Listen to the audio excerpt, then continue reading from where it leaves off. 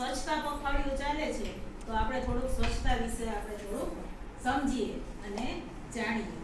આપણે ગામ અને રસ્તા, રોડ રસ્તા, શાળાની આજુબાજુ દરેક જગ્યાએ આપણે સફાઈ કરવી જોઈએ.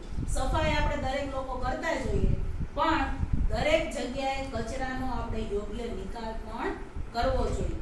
અત્યારે આપણે ખબર છે કે વધારે પડતા વરસાદથી ઠેર ઠેર જગ્યાએ પાણી ભરાઈ જાય છે. તો પાણી ભરાઈ જાય છે તો એમાં મચ્છરનો ઉપદ્રવ વધારે હોય છે. તો કોઈ પણ જગ્યાએ પાણી ભરાયેલું હોય ને તો એને તરત જ એને ઢોળી નાખવાનું, જેથી કરીને પાણી ભરાયેલી જગ્યામાં મચ્છરનો ઉપદ્રવ ન થાય.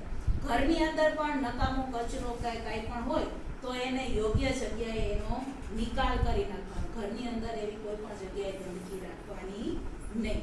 બરાબર? શરીરની સ્વચ્છતા પણ જરૂરી છે. આ તો આપણે ઘરની સ્વચ્છતાની એની વાત કરી, પણ સાથે સાથે શરીરની સ્વચ્છતા પણ જરૂરી છે. રોજે રોજ આપણે નાહવું જોઈએ. બરાબર? શૌચાલયનો ઉપયોગ કરવો જોઈએ. યોગ્ય જગ્યાએ શૌચ કરવું જોઈએ. જે તે જગ્યાએ ન કરવું જોઈએ, ગંદકી હોય. બરાબર? પછી જો તમારી શરીરની સ્વચ્છતા નહીં હોય તો તમે રોગના ભોગ બનશો. તો આપને શરદી થાય, તાવ આવે, ઉધરસ આવે.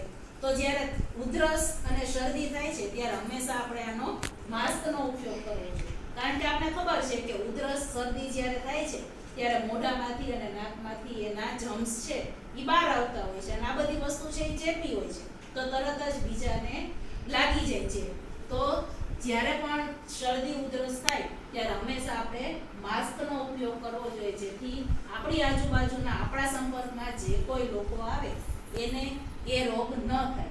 એની આપણે પૂરેપૂરી એની તકેદારી રાખવી જોઈએ. અને સામાન્ય પણ આપણે તાવ કે શરદી ઉધરસ જેવું લાગે તો તરત જ ડૉક્ટરનો સંપર્ક કરીને આપણે યોગ્ય દવા લેવી જોઈએ.